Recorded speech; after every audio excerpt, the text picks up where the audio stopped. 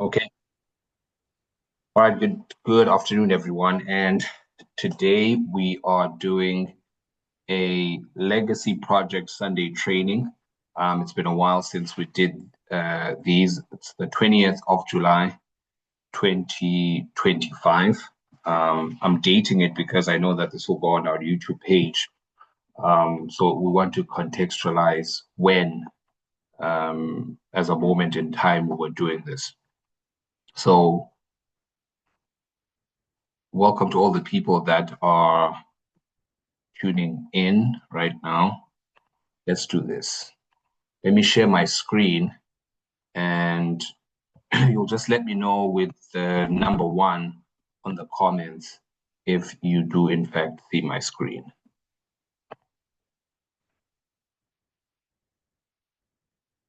Let's just check. Okay, awesome stuff. All right, so primarily today, thank you so much for confirming.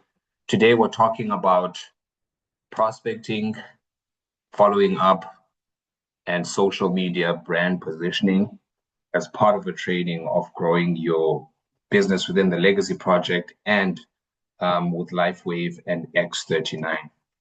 What we're going to be talking about is five things. The prospect list, what Eric Warren calls the active candidate list, the how to prospect and follow up effectively. I'll show you some examples there and we'll talk through that. The system, save yourself time, energy, and money. Why it's important to be systems-based and systems-driven so that you get to enjoy your business. And the statement that social media is a big ocean, so you need to learn how to navigate it.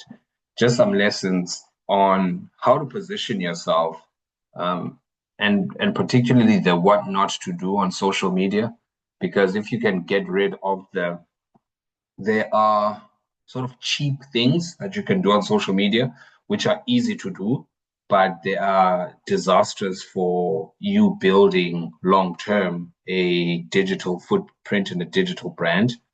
And we'll talk about the 90-day run very briefly before we end off. Okay, so here's the prospect list. Really, the size of your list determines your longevity in this business. If you want to be in this business for a short time, you want to have a short list. If you want to be in this business for a long time, you want to have a large list. And that list grows over time. For some people, you're heading into network marketing with already a large influence, whether it's a professional influence, whether it's a personal influence.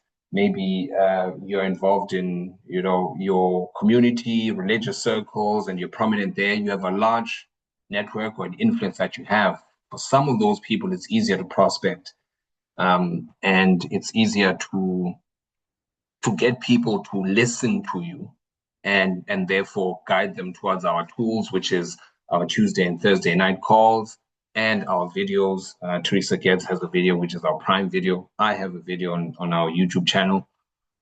So in that tool, what do you think is a good number for a prospect list? And let me see on the chat here so that this doesn't become a sermon. Do you think 10 is a good number to have on the list? Do you think 250? Do you think 1,000? Do you think 50? What do you think is a good number? Let me see some thoughts on the people that are on the call. 1,000 from Sihle. Okay, that's a number. Who else has a number to share?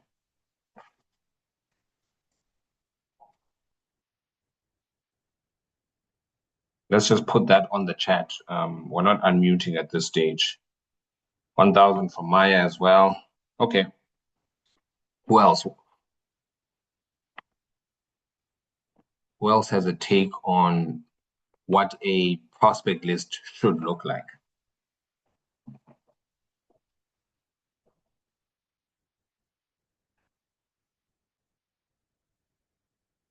10,000.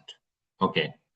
So my gut sees your 1,000 and raises it to 10,000. Let me say this.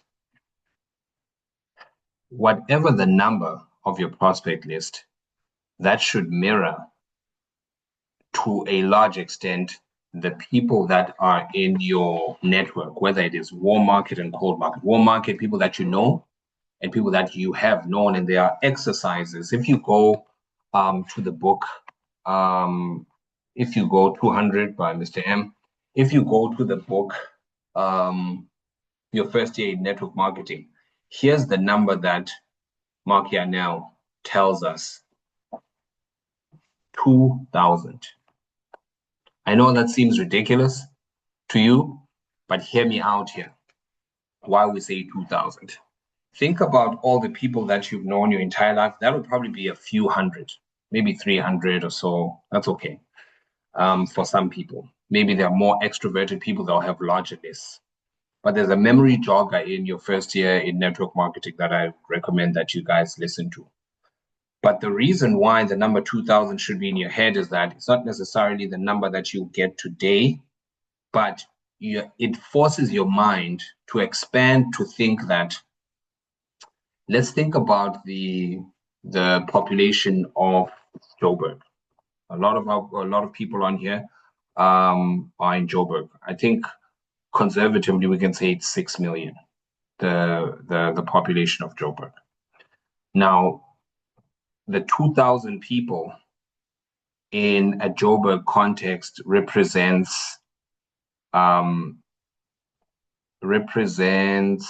me tell you now, something like 0.00012 of that population.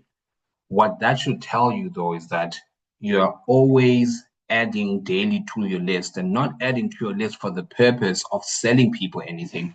You're adding to your list so that you get to expand your mind that the business that we're in is a business about networking. Networking first and then marketing later. What we tend to do is that we think our list is automatically just to sell things, to network, to sell the opportunity, to sell products to. That's not what we're doing. Our goal and our role in life is to build a large network. Some of those people in your network, a large component of them, will never get to be in your business. But if you don't have a large enough network and you build from it, some of those people that you don't have in your network will never get to refer business to you. Do you know that some of the most successful partners that you're going to have in your business are from people that will say no to you, point blank? They're from people that will say no to you. So the principle is always build your list, and daily, even if it's one person, two people a day. If you add two people a day in your prospect list, that is 600 people at the end of the year. Now do that for 2 years, that's 1,200 people. Do that for 4 years, that's 2,400 people. The principle is that you have now started exercising a muscle, right? A muscle that you can never go back from. You can never not be a networker once you start being a networker. Okay, I wanted to emphasize that, and I spent a little bit of time in that. I'm showing you a screenshot of what I did. The list on the left, is my active list. I keep a book. This book only deals with my business and network marketing. I've learned this from 10 years ago when I got started in network marketing, and I've never changed it. I have a book whenever I launch, and that book only deals with my prospecting, writing down notes for training, and following up. On the left, my initial list had something like 130 something people on it. Eventually, a couple got started. I think 3, 4 of that, maybe 6 of those got started. In the middle here is every week on a Sunday, myself and Sita have an accountability session, and then we map out the week from the master list, which now numbers in the thousands. And I'm going to tell you very quickly why I have a list that is 1,300. I have 5,000 friends on Facebook. Some of those friends I know personally. Most of them are cold market, but I write them on the list. Because once I start writing them on the list, and I will add about 100 of them, how I go about it is I go to the birthday section on Facebook. I'll wish people birthdays when their birthdays are happening.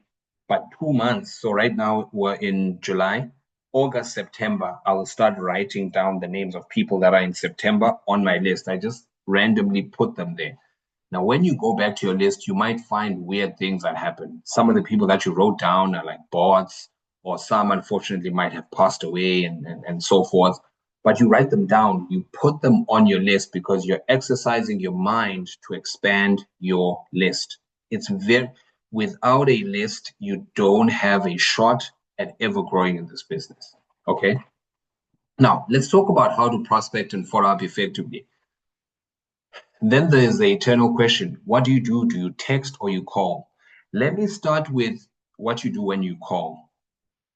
The advantage of calling is that you get very quick responses. Your warm market is, that is people that you know personally, is a good place for calling because you get an immediate feedback loop. When you're launching or when you're starting a 90-day goal, you can do this. What I would do on a phone call is this, and I'm going to use Sihle, who I'm going to call, and she's going to voice out on your side. So I'll pick up the phone, and so ring, ring, and then she picks up and goes, Hi, hi, Sihle, how are you doing? well, and yourself? I'm good, thanks. Hey, listen, I don't have a lot of time, but I want to share something with you, which I believe is going to be incredible. I don't know if you're even open to any opportunities right now, but if you are, I'd like to share some information with you. I'm currently not in the market. You're not in the market right now. Look, I completely understand that, and I respect that. Is it fine if I follow up with you a couple of months, let you know how it's going? You might still not be open, but you never know. You might be open to review some information. Is that cool with you? Sure. All right, cool stuff. No, I hope you have a great week, Sita, and it was good catching up with you. Bye. Bye. Done. Okay. Now that could go one of two ways on the phone. Yes, I'm open. No, I'm not open. The other thing that they could say is, what type of opportunity is it? What you always want to do is you want to drive people to a tool and never be the explainer. You'll notice that call that I had with Sita lasted 30 seconds, nothing less than that. Whether she said yes or no, if she had said yes, I would move her from a call to a WhatsApp where I share the link for Tuesday and Thursday. And it doesn't, straight talk does not break friendship. But imagine if I had spoken to say, how's your family? How are your kids? How's this? How's that? And then in the end, I ask her about opportunity. It seems sleazy. It seems like I'm using her that way. Now let's talk about the texting. Here I'm posting, I'm going to talk about one thing and the art of the follow-up here. So you look on the left, 29th of November, just when we started. I reached out to this person. The context is I know her from 10, 15 years ago. How you doing? I have a script for this. You can take the script as is and just maybe modify it to sound like your voice. But mine is, hey, hey Nomi, how are you? Long time. Look, to be complete, and I go straight into it. To be completely honest with you, it's not a regular social checkup, even though I do hope you're good. Tell me, are you currently would you currently be open to opportunity? There's some information I want to share with you, but only if you are open. That's pretty clear. Now, she throws a spanner in the works. I'm good. What is the opportunity? That we should never be tempted. Sihle and I made this mistake at the beginning when we started to say, oh no, it's about this breakthrough technology, and then we lose people. What I said, and I risked it, I said, hey, I'll be doing you a disservice if I pitched you on here. If you're open to reviewing info, do swing me your numbers and I'll connect on WhatsApp and set up a proper session. And then she asked, what is this in relation to? What is it in relation to? And yeah, okay, there is a trail there, but the trail ran off. She didn't commit. Now, fast forward to 7 months 7 months later, I reached out to her again. Hey, Nomi, how are you? I hope so. I wanted to see if you're open to having a conversation on the income opportunity I reached out to you about 6 months ago. Are you keen to chat? All of these things are straight and to the point without a lot of fluff because what you're talking about is you're clear. You're talking about an opportunity. 6 months has passed since the conversation has fizzled out. and she was non-committal then, maybe people aren't ready. That's why it's so important to have a calendar where you write on your book, you put your digital calendars on to follow up people every 6 months. And guess what? She was open here. Yes, we can chat. Great. Next thing, when she says that she can chat, I move her over to another platform. This is important for me because this was on Facebook Messenger. If I'm chatting to you on Facebook Messenger, I'm qualifying you by saying, give me your WhatsApp number. I'm doing that for two reasons. I want you to have 2 points of contact, my Facebook, which you'll see me post things there, and my WhatsApp, which you'll see me post things there. But either way, I'm giving that person an opportunity to look at my life from different angles so that even if they say no here, I want them to remain in the front seat of watching me progress without them. So she gives me the number, sure, I'll WhatsApp you, and I move it on to WhatsApp. On WhatsApp, I send a voice note. She has a business thing, so it did automatic pop up, and she says, I basically said, listen, there's a video, X amount of information, and then we can set up a call. She says I can share the video. I don't just share the video. I always give conditions. Always give conditions. So can we get a follow-up call tomorrow though? Today I'm getting ready for a training I need to give. Okay. Shall give me enough time to go through it. Okay, let me send you the video then we reconnect tomorrow. And then she says something that she says, let me watch, we'll confirm with you. Never accept when someone says, I'll get back to you or I'll confirm with you. Always plan a follow-up around a time, right? Always plan a time.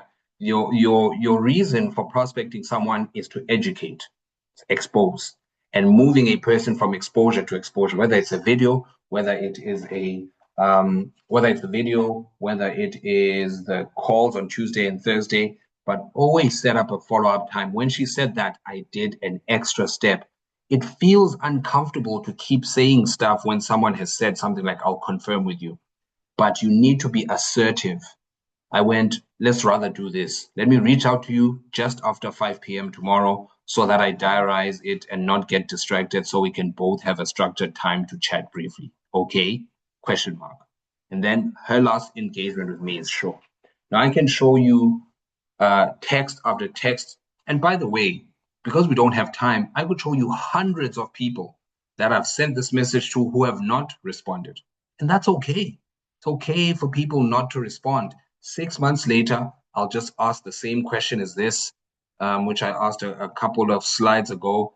Hey, there's an income opportunity I reached out to you about 6 months ago. Are you keen to chat? Are you open to chat? Rinse and repeat. The art of prospecting and follow-up comes from the repetition of doing it, your daily method of operation. I set myself a task of reaching out to 10 people per day. Usually the rate is, sometimes it's 1 or 2 people that come back. The aim is 10 to 15 people that I follow up with on a week-to-week basis. I'm doing the business part-time. So I only really have 2 hours a day during my lunchtime and 1 hour when I get back from work. That's the structure of how I prospect. And here, the great thing about having a list as big as mine, which I've done, and you can use your social media and your phone book and how you jog your memory, is that I'll never run out of prospects. Even when all these people have said no, 6 months later, they reset. 6 months later, and I'm adding on the list. So what it does is that it takes away the anxiety from who am I going to speak to today. It doesn't matter. To me, it actually doesn't matter who I speak to on any given day, because what I know is that I'm going through the motions of the daily method of operation. I don't know who is ready. So I don't prejudge who is not ready. Okay? Are we still good? If we're good, can I get the number 7? Let's do the network marketing thing. The 7 of us on the call. There's 8 now, but let's do the number 7 on the chat so that we can continue. Okay. Okay, we're still good to go. This one is going to be relatively quicker. The system, it is a reminder. There's a typo in there. This is its system, the 10-step system. I'll talk very briefly about this, about the slides that we have. We have the 10-step system. You can just search Cakata or Cas Unlimited. Me and Sika and myself have spent some time to break down the 10-step system into short 3-minute, 5-minute videos for you. I highly recommend that you go through that. That's not even our system. It's a This Is It system, but repetition is the source of real mastery. And there's only ever going to be a few things that we do in network marketing that we do over and over again. That's the beautiful thing about it, but that's the thing that gets people not to succeed in network marketing because they lack the discipline to do things over and over again. The This Is It team.com, all of that is in there. Just ask yourself this on a week-to-week basis, how much time have you spent on there? How many videos have you seen? And then ask yourself equally, how much time have you spent on YouTube? How much time have you spent on Facebook? How much time have you spent on DSTV? Now, if those don't match, if your DSTV and your Netflix time is here, but the time that goes to personal self-development and learning the system that uh, of a business that you got started in for the purpose of making income, you need to change something. You need to change something in the balance of your life because you can either find reasons to do it or you can find excuses not to do it. Yeah, just to go back over here, the video, Teresa Getz's video is brilliant. It has now up to 3,000 views of us sharing it. I also have a video that is 17 minutes because that one converts in rands. I would recommend either really. I spread it around quite evenly in terms of the video and inviting people onto our call. The system works. Don't spend time 30 minutes a day on a call with one person trying to get them to say, this patch did this for me, this patch did, because even if you get that person started in the business, they will never have they will be intimidated by the fact that you spend 30 minutes because they'll think, man, I need to spend 30 minutes a day talking to one person. It'll take me forever to do this. But if you show them the system will always duplicate. Now, here is a part where I'm going to speak very, very frankly. A lot of us go into the trap of dumping, of vomiting on social media. However well intentioned it is, what you're doing to your personal brand is you're damaging it for the long haul. You're damaging your personal brand if when you wake up in the morning, you post 4 status updates on your WhatsApp or on your Facebook, and it's all product testimonies. Oh, this patch is great. This is that. Patch this, patch this, patch this, patch that, patch that. Right? Why do I say that? Here's what people want. People are out there to buy, whether they're buying the idea of freedom with the business or they're buying the patches for their health, but they don't want to be sold. So stop using your personal brand as a billboard because you're doing damage. In the short term, people will ask you because they're curious, right? They'll ask you, what is this patch that you're talking about? And then you'll tell them, and then they'll go, oh. But if you craft a compelling story or narrative, and then in between that, you insert the patch organically in your conversation, you can always insert the patch and what it does rather than the patch as a commodity. You're not selling a commodity because if you are selling a commodity, then you would be paid for how many times you post the patch. You don't get paid for how many times you post the patch. You get paid because people are attracted to you while you are going out and prospecting them. And the interface between those two things is people are interested in what you have to offer as a whole personal brand because you're also interesting and you're also interested in their life as well. Social media is a give and take. You cannot just be trying to you're trying to take people's attention, you're trying to take people's views, you're trying to take people's likes, but you're not giving you're not giving a compelling narrative or a compelling story around what it is that you represent. Let me give you an example of this.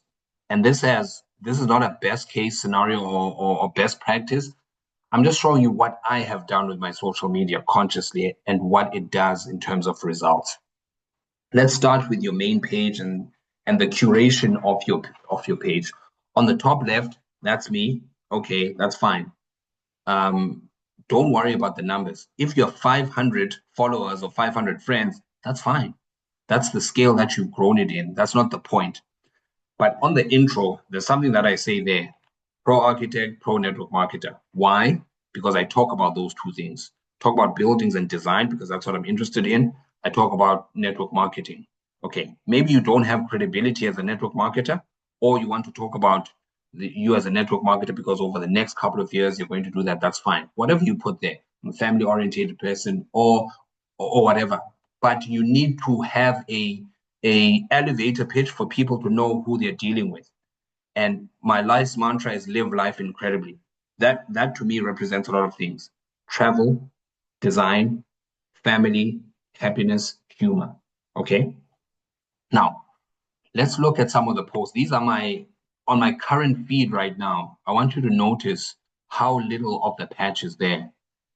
The pinned post speaks to network marketing, but you have to go see more for that. So I talk about the importance of a 9 to 5.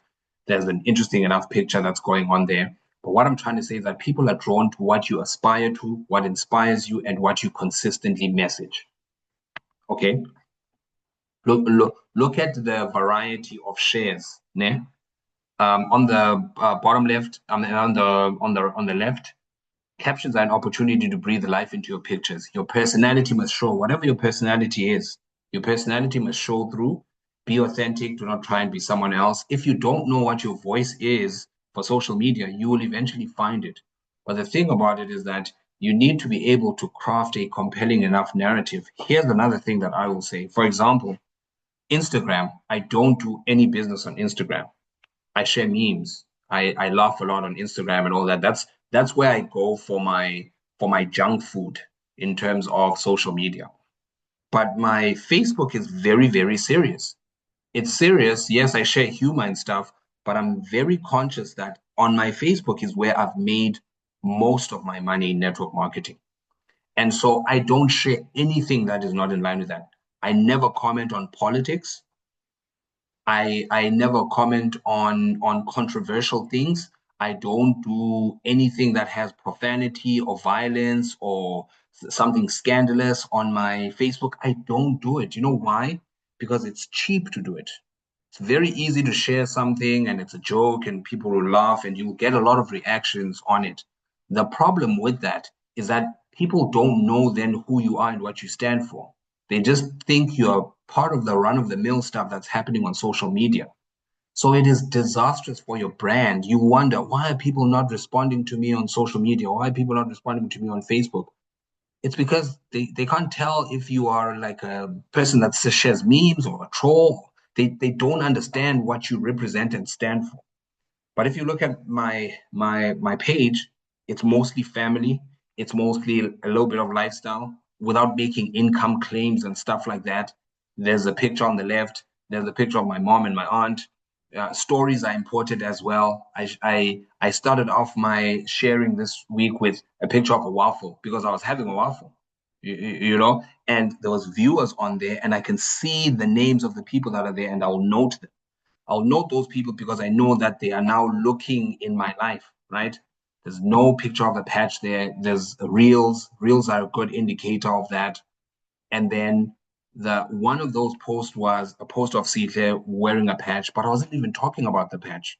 I was just talking about Sitle because I share a lot of my family on that. So show dynamicism, engage people. Another thing that I do consciously on social media is I'll go every day to birthdays. There's usually 5 to 10 people that have birthdays, and I'll individually go in those pre-populated messages. Happy birthday, so and so. Happy birthday, so and so. Happy birthday, so and so. That's it. I won't prospect them after that. I know that 6 months after I've written to them, I will probably prospect. So I'm not being sleazy and prospecting them and then saying, hey, by the way, I have this opportunity. I'm engaging people and I'm being purposeful in making sure that I keep in contact with them. And importantly, have fun on social media. But this part is important about having fun is that sometimes we can have too much fun and forget what we're trying to do. What we're trying to do is we're trying to attract people to a story of our lives, however we present it. It's a curated story of our life, so that when I go into your direct messages and I message you and say, "Hey, Sitle, listen, I this is not a social media checkup. I'm directly just going to say I'm open to opportunity," because they have seen me on their feed talking about or presenting a life that looks fun, that looks interesting, that is filled with love, that is filled with laughter, that is filled with my aspirations and my goals. People don't follow me, or they don't follow you because of how much money they think you have, or how expensive your holidays are. They follow you because they relate to you. Do you have a family? They relate to that. Do you have goals and dreams? They relate to that. And so it's purposeful for me to say social media is a big ocean. It's a big ocean, and a lot of network marketers, a lot of us get lost in it. Learn how to craft a compelling story, because over the next 2 years, this is not going to happen over a week or a month. Over the next 2 years, what you do now on your social media is going to reflect your growth. Initially, you're not going to see anything, but eventually, you're going to see so much engagement because of the value that you provide to the marketplace being social media. Okay, so let's talk about the 90-day run, and then let's end this off into a Q&A. 90, this is the maths, write this down. 90 equals 365 equals 730. What do I mean by that? What you do in your 90-day run determines what kind of successes you have over the next year, determines how successful you'll be over 2 years. That's all a representation of days. Now ask yourself the following. Am I clear on what I want from LifeWave? Do I have goals, rank goals, income goals? Do I have a vision? Do I have a why that is backing this for me? Do I know and have access to the tools, systems that I need to win? How often are you on the This Is It team? How often do you get on the international calls? How often do you invite people? How often do you do a daily method of operation? The websites. Are you actually plugged into what you're doing? Because hoping that you make money in LifeWave, but not doing the things that people do to make money is futile. Like, just I don't want to say quit, but if you're not doing that, you're going to be very, very miserable in this business. If you're not plugged in and purposely plugged in, you're going to be miserable in this business, because it's not going to be fun. It's going to look like you're chasing a target, and this is not what this business is about. Do I have an active candidate list? How many names are on that list? How many names am I adding every day, every week, every month, every year? What is my time commitment in this business? I am, I am, I am guilt-free about this business. My day is never hectic, because I know that if I get 1 hour in this business a day, 5 days a week, I'm okay, because I preset it the night before. I spend 5, 10 minutes to say, okay, I'm going to speak to 10 people, or here are the people that I'm going to follow up. And I do that. Sometimes I'll get the opportunity at lunch. If I have meetings around that time, I'll do it between 5 and 6 or 6 and 7 every single day. Some Fridays I might not be able to do it, because maybe Fridays are hectic, but I will at least do it at least 4 times a week. What is your time commitment? Because if you have a time commitment and you stick to it, by the way, we've developed the DMO sheet that Sita and I print, 40 of them per month, 20 for her, 20 for me, and we populate that. We fill that out every single day on, okay, this is what we did. And that takes us an hour. The rest of the time, we get to live our lives. I get to go on with my job. She gets to go on with all her work. She does her work at a certain time, 10:30 and 11, and the rest of the day is hers to do whatever she wants, right? Personal self-development, growing in this business. But she has, and I have, a time commitment. Very important one. Are my reasons bigger than my excuses? You're going to have a lot of excuses, particularly in this 90 days. There's going to be a lot of excuses. Oh, no, I'm so busy. I'm doing this, I'm doing that. Let me give you a dirty secret. Everyone has something going on in their lives. You are not unique. You are not unique. And every excuse is really just an excuse. It really just is an excuse. There's two things. You can let life that is happening like hold you back from succeeding in network marketing, or you can find ways around it. You're adaptive. Like, give yourself a little bit more credit and ask this to yourself finally. What if the next 6 months could set me up to change my life for good? What are you going to do in this next 6 months? We have August, September, October, November, December, 5 months. What are you going to do in that time? There's a reason why you got started with LifeWave. There's a reason why you got started with X39. There's a reason why you're in the Legacy Project. What if you just blocked out all the distractions and the excuses and you did to yourself and for your business what you set out to do? And that had the effect of changing your life. All right. So the 2020 plan is still there, 20 on the left, 20 on the right. Just get 4 and get to manager. If we can start being a manager producing machine, and the kind of social media impact that Breaking Managers has is it draws curiosity in. Once the curiosity is in, we don't forget about our principles on building on social media, and we go manager. Now, what if you did this? What if your aim was your first 90 days to have 10 personals based on the strategy that we have in 120 days, which is 4 months, you get 20 personals. But if in 6 months you can get 20 on the left, 20 on the right, guess what?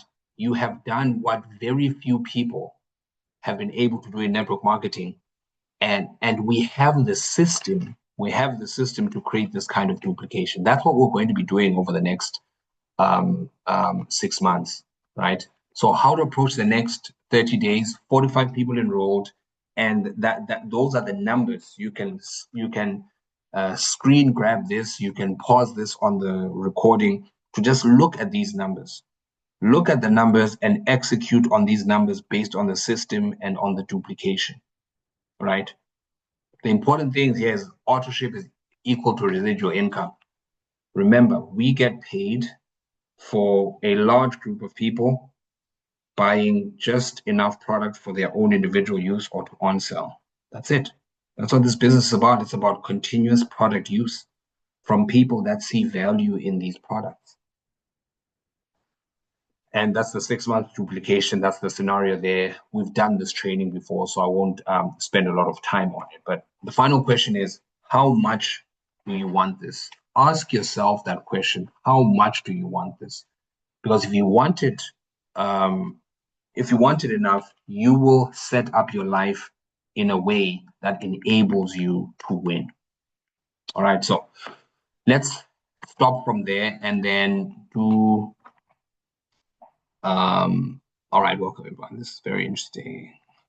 Just share hands. Okay, let's do a little bit of Q&A.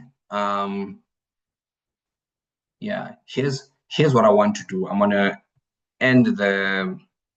let me end the recording so that we're able to engage. We'll spend the next 10 to 15 minutes and then we can give each other our Sunday evenings back.